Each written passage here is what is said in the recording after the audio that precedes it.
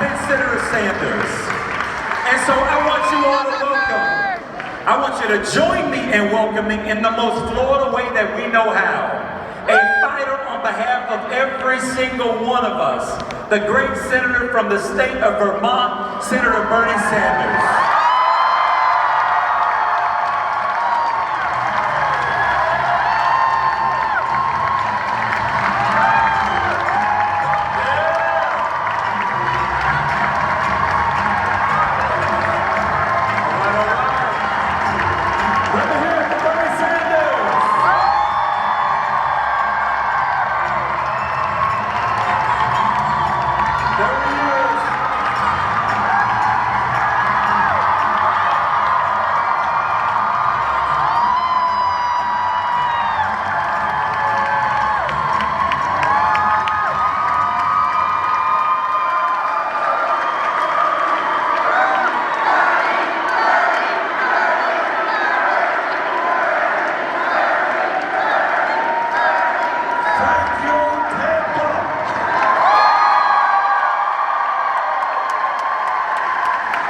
This is a great turnout, and I thank you all for being here to make history and to make certain that the state of Florida is going to move in a very different direction, a progressive direction.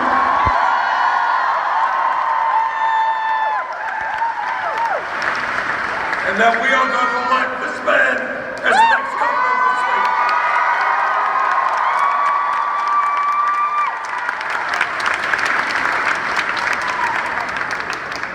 Now I've got a radical idea, and that idea is that in Florida and throughout this country, we need a government that represents all of us, not the 1%.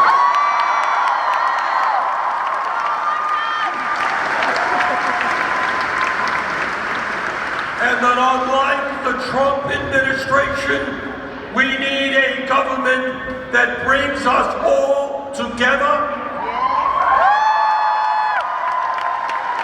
Black and white and Latino, men and women, gay and straight. We are not going to let Trump and his friends divide us up. Because when we stand together protecting the rights of working people, nothing is going to stop us.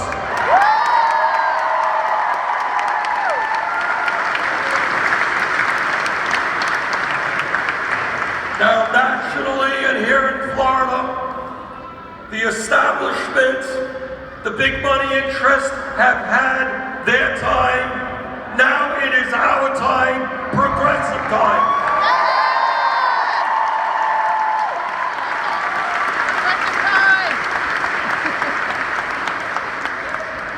We are here in an unprecedented moment in American history and in the state of Florida. And we need a governor here who doesn't need a scientist to tell him that climate change is real.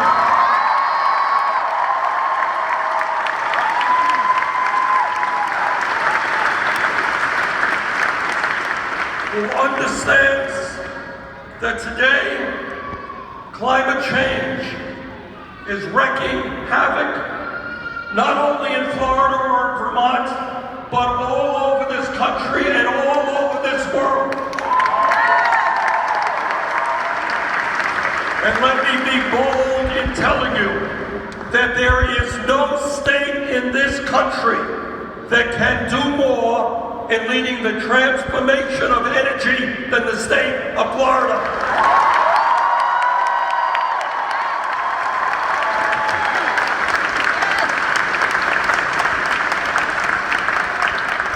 You know, there is a reason why this state is called the Sunshine State. Maybe your governor doesn't know that. No. But when you call the state the Sunshine State, it's because there is a lot of sunshine.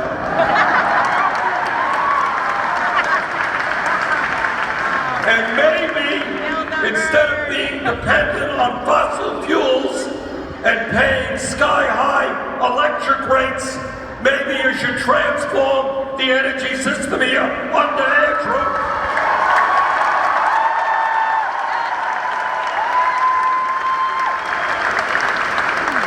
And lead the country, not lag, lead the country in the fight against climate change.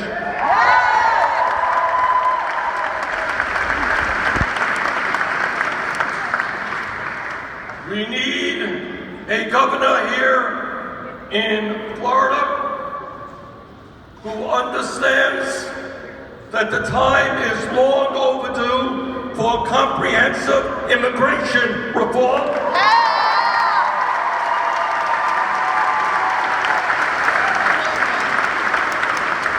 And who understands that the people of Puerto Rico deserve to be treated with the respect and dignity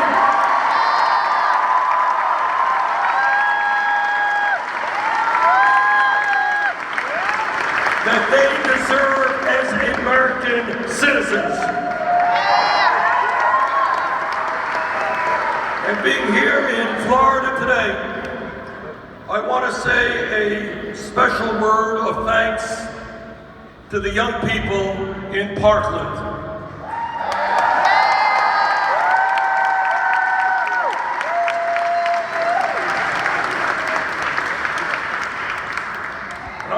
Opportunity to meet some of them in Washington. I know that Andrew has worked with them here in the state. And I have a hard time talking about that issue because it is so horrific, it's so unspeakable. But to understand that these kids went through what they went through, and instead of withdrawing, instead of becoming mournful and depressed, they stood up and they fought back, not only in this state, but all across this country.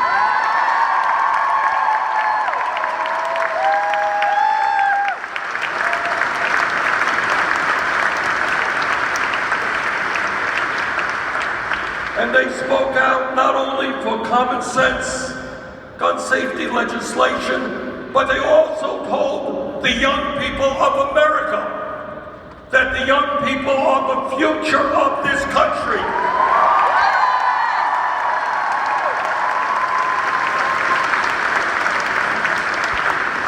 You cannot sit back and complain and moan and groan. You gotta get involved in the political process. You gotta work with Andrew to transform this state.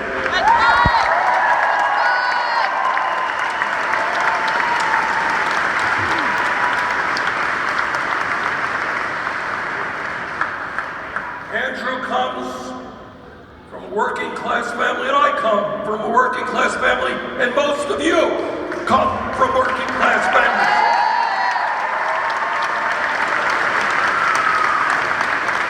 And what we are saying as loudly and as clearly as we can, that in the richest country in the history of the world, if you work 40 hours a week, you should not be living in poverty.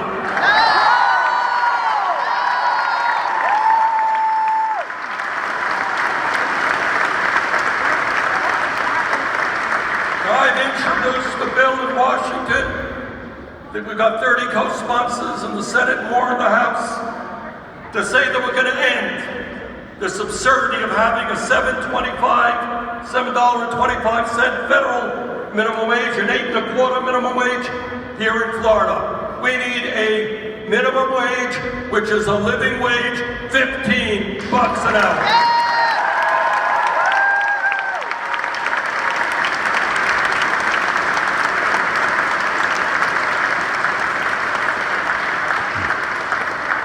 And I see the nurses here today.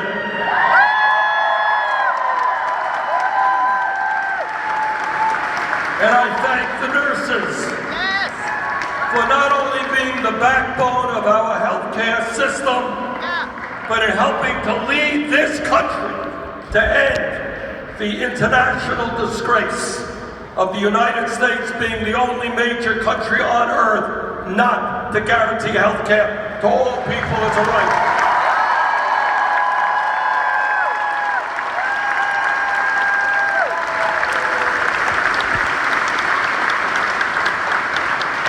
How insane is it that we have 30 million people nationally without any health insurance? Many of you are underinsured with high deductibles, high co-payments. You pay the highest prices in the world for prescription drugs. We spend almost twice as much per capita on healthcare as any other country. Andrew and I are going to help lead this country to the Medicare for all Singapore.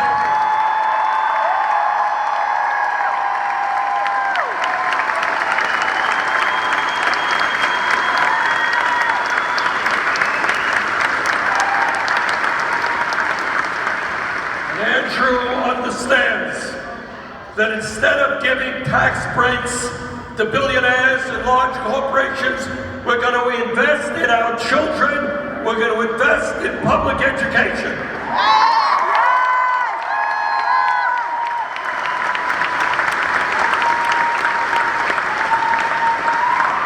And we're going to make the teaching profession the honored profession, the important profession that it deserves to be.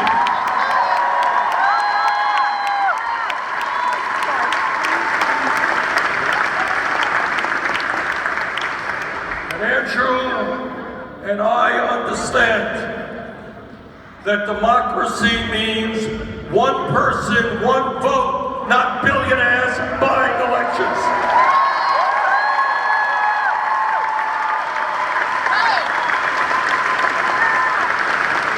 Why we're going to work together to overturn this disastrous Citizens United Supreme Court decision.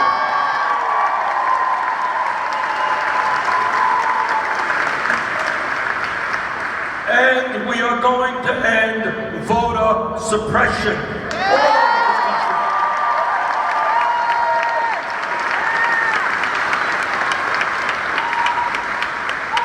I have run for office in Vermont. Sometimes I've lost, and sometimes I've won. Actually, most of the time I've won.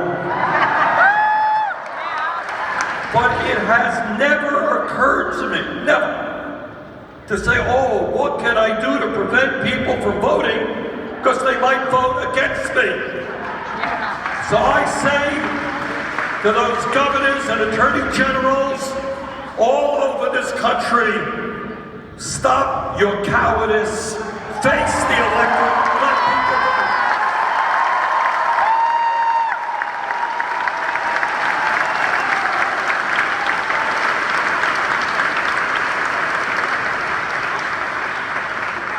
And when we talk about letting people vote, we know that Florida is leading this country in exactly the wrong direction by denying 1.5 million people the right to vote, even though they served their time.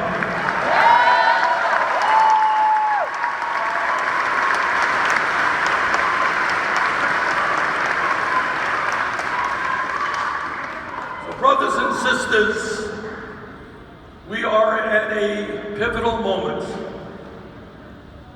in American history. And we can go as a nation in one of two directions. Either we can move in an authoritarian direction, led by a president representing the billionaire class, who wants to divide us up based on the color of our skin or where we were born, or our sexual orientation. Or what we can do is do what the American people want. And that is create a government, create an economy that works for all of us, not just wealthy campaign contributors.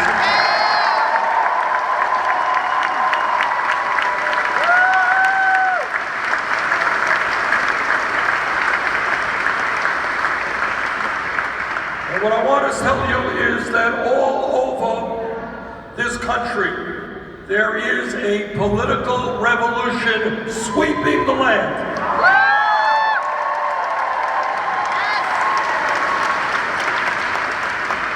Ideas that a few years ago seemed radical and fringe ideas like a $15 an hour minimum wage, like health care for all, like criminal justice reform,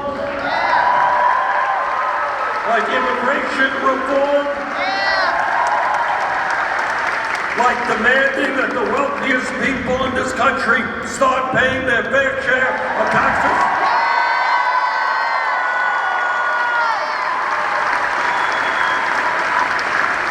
Like making sure that it is women who control their bodies, not the government.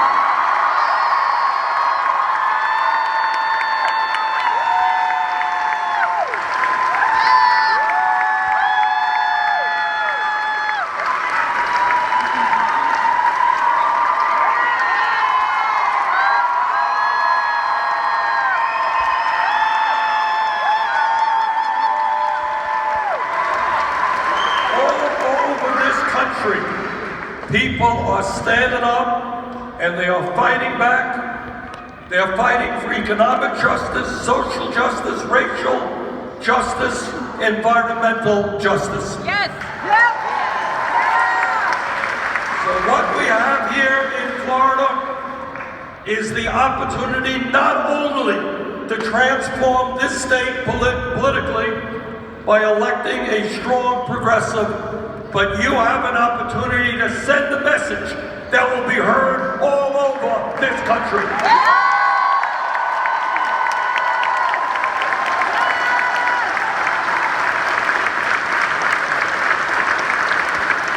Now Andrew can win this fight. Yes, He can win.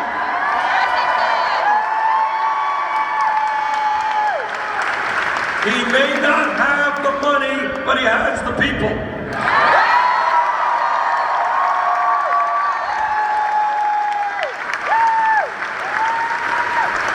And our job, your job in the next couple of weeks is to make sure that those people come out to vote.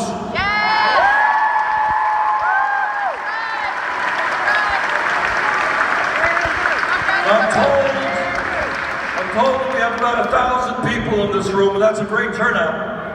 And that's 1,000 votes for Andrew, but each and every one of you, in the next couple of weeks, can get 3 or 4 of your friends or family members to come out and vote as well.